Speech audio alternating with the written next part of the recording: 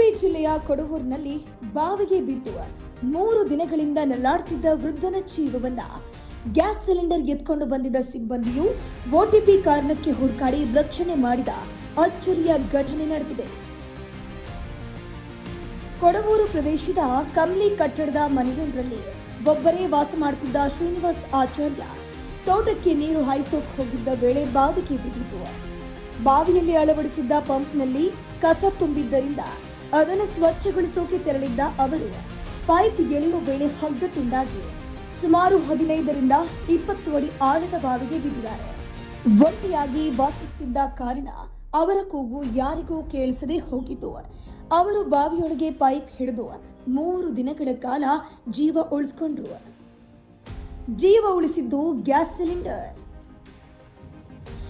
ಶ್ರೀನಿವಾಸ್ ಅವರು single gas cylinder ಅನ್ನು ಹೊಂದಿದ್ದು ತಿಂಗಳು ತುಂಬುತ್ತಾನೆ ಹೊಸ ಸಿಲಿಂಡರ್ಗೆ ಬುಕ್ ಮಾಡಿ ಪರಿಚಯದ ಗಣೇಶ್ ಅನ್ನೋರಿಗೆ ಖಾಲಿ ಸಿಲಿಂಡರ್ ಪಡೆದಿದ್ರು. ಈ ನಡುವೆ ಗ್ಯಾಸ್ ಸಿಲಿಂಡರ್ ಬುಕಿಂಗ್ ಮಾಡಿದ ಕಾರಣ ಓಟಿಪಿಯ ಅಗತ್ಯವಿತ್ತು. ಗ್ಯಾಸ್ ಡೆಲಿವರಿ ವೇಳೆ ಸಿಬ್ಬಂದಿ ಮನೆಯಲ್ಲಿ ಹುಡುಕಾಡಿದ್ದು ಯಾರು ಹೊರಗಡೆ ಬಾರದ ಹಿನ್ನೆಲೆಯಲ್ಲಿ ಅನುಮಾನಗೊಂಡು ಸ್ಥಳೀಯರಿಗೆ ಮಾಹಿತಿ ನೀಡಿದ್ರು.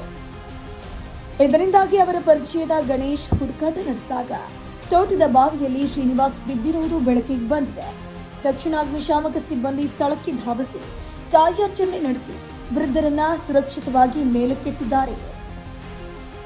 ಗ್ಯಾಸ್ ಬುಕಿಂಗ್ ಮಾಡಿದ್ದರಿಂದ ಸಿಬ್ಬಂದಿ ಬಂದು ಹುಡುಕಾಡಿದ್ರಿಂದ ಕಾಕತಾಳೀಯ ಅನ್ನುವಂತೆ ಜೀವ ಉಳಿಸೋಕೆ ಕಾರಣವಾಗಿದೆ.